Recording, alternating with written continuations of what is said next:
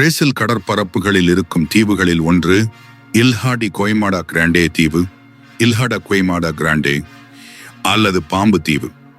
பிரேசிலின் சாவோ பவுலோ மாநிலத்தில் இருந்து சுமார் 90 கிமி தொலைவில் அமைந்துள்ளது. பார்ப்பவர்களை மெய்மறக்கச் செய்யும் அளவிற்கு கண்கவர் காட்சியளிக்கிறது கொய்மாடா தீவு. இந்த தீவினை பார்ப்பவர்களுக்கு ஒரு முறையாவது உள்ளே சென்று பார்க்க வேண்டும் என்று தோன்றுமாம். பாறைகளால் சூழப்பட்டிருப்பதாலும் அதிக வெப்ப மண்டல பகுதியாகவும் இருப்பதால் மனிதர்கள் அல்லது மற்ற பாலூட்டி இனங்கள் இங்கு வாழ தகுதியற்றதாக இருக்கிறது. ஆனால் மற்றொரு புறம் ஒரு சதுரடிக்கு ஒரு பாம்பு என்கிற விகிதத்தில் கூடிய விஷத்தன்மை கொண்ட பாம்புகளால் சூழப்பட்டுள்ளது கொய்மாடா தீவு என கூறுகிறார் பயாலஜிஸ்ட் மார்செல்லா டுவார்டே. 4 லட்சத்திற்கும் அதிகமான பாம்புகள் வாழும் இந்த தீவில் அதிக எண்ணிக்கையில் இருப்பது கோல்டன் லான்ஸ் ஹெட் வைபர் என்ற பாம்பு வகை. இவை 70 சென்டிமீட்டர் வரை வளரக்கூடியவை. இந்த லான்ஸ் ஹெட் வைபர் தான் பாம்பு தீவின் அடையாளமாகவே அறியப்படுகிறது.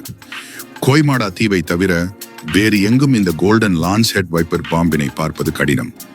40,000க்கும் மேற்பட்ட கோல்டன் லான்ஸ் ஹெட் வைப்பர்கள் இத்தீவில் காணப்படுகிறது.